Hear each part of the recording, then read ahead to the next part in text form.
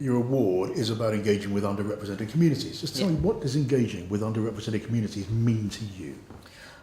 Well, it's a huge part of my job as the Member of Parliament for Leicester South, and the thing I love about Leicester is it is such a diverse and vibrant city, probably the most diverse city in the United Kingdom after London, and representing a diverse constituency means that I have an area of my seat which is you could characterise as being traditional, working class estates, built up around what was the industry of Leicester in them days. Of course, industries have changed like they have in many cities.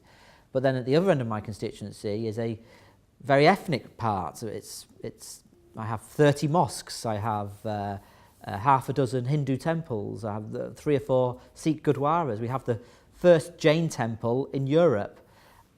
So the Eid celebrations, the Diwali celebrations, the Vaisakhi celebrations are some of the biggest outside of the Indian subcontinent. And part of my job as the MP for a constituency of such diversity is to work with all those different communities, and I typically spend my time going from one end of the constituency dealing with the issues of whether it's a sort of Christmas fete or something like that, which I'll be doing soon, then going down to the other end and doing, most recently will have been Diwali events, and so I have to represent all these different issues and pick them up and then represent them here in the House of Commons as well. Yeah, so if you were looking for a culturally, ethnically diverse constituency, you couldn't get a better example than Leicester South. And arriving there and working there as the Member of Parliament, I guess that must have been as much of a learning process as a leading process. Well, absolutely. And one of the things I really do love about the city of Leicester is that all these different faith groups, we celebrate the different festivals, but we recognise that actually there's more that unites us than what divides us. And we do have issues from time to time, and I make sure that as the MP that I am a voice for everybody in the community and do what I can to bring people together. So, for example, at Ramadan, I typically fast, only for a day. I don't do the whole 30 days, and I've done that now for the last 4 or 5 years. And when I fast for a day, I go to one of the mosques in the morning for what we call suhoor, the breakfast, as it were, and I go throughout the whole day, no food, no water, and then go to another mosque for iftar, when we break the fast and have the evening meal. And when I decided to do that sort of 5 years ago, I did worry that people might think it's a little bit patronising or a bit of a gimmick. But actually I find that doing that and sort of understanding it in that very small way, a little bit of what a big proportion of my constituents are going through, does show, I think. I think it's important to show that you understand and that you have an empathy thought what is going on.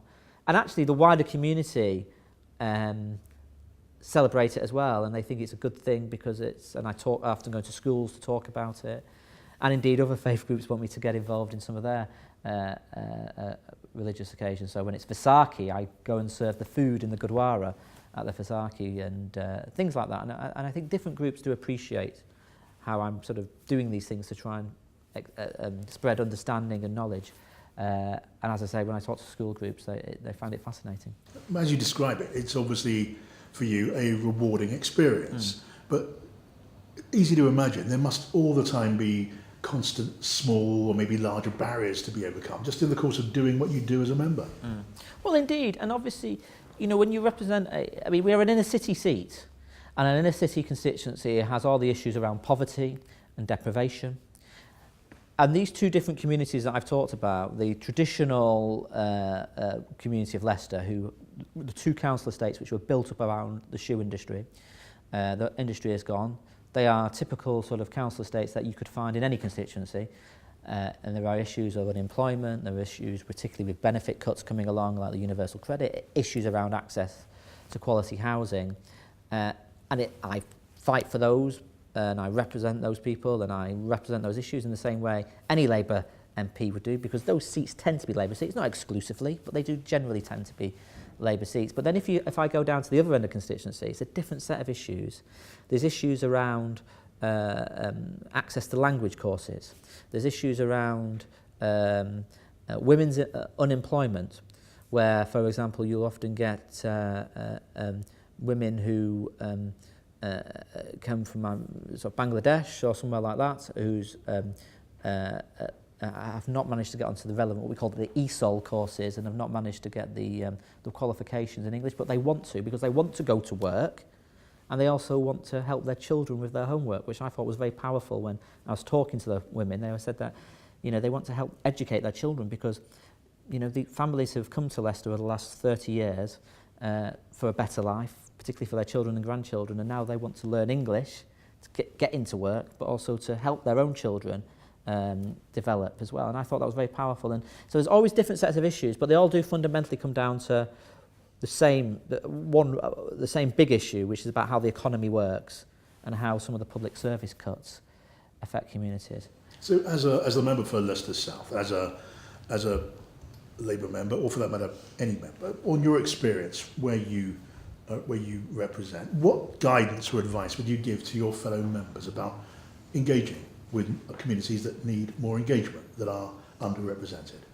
I think you have nothing to be worried about, or let me slightly rephrase that, nothing to be shy about, and going to visit communities in their places of worship, at community events, at community centres, and really, you know, getting involved. I mean, as I say, I was a little bit nervous when I decided to fast as part of Ramadan for a day, that it would get the wrong reaction, that people would think it was a gimmick. But actually, people welcomed it, and they welcomed me into their homes, and they welcomed me into their places of worship.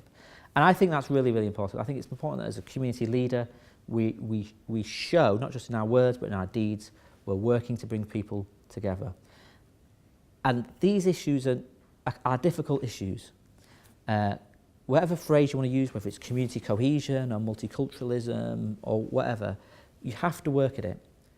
And for 30 years, 40 years or longer, I mean, we've worked hard at it in Leicester, and we're very proud of it, but we know we always have to continue to work at it. You know, the EDL and organisations of that nature do come to Leicester from time to time. They do try to stir up division, they do try to stir up hatred, and we are always united in our response to that. But that doesn't happen by chance. It happens because all of us in the community work together. We have a very strong council of faiths. We have good relations between the synagogues and the mosques, and between the mosques and the Hindu temples. But it's because we do it together, and I think that's the key thing, working together on these sorts of issues. John, congratulations on your award.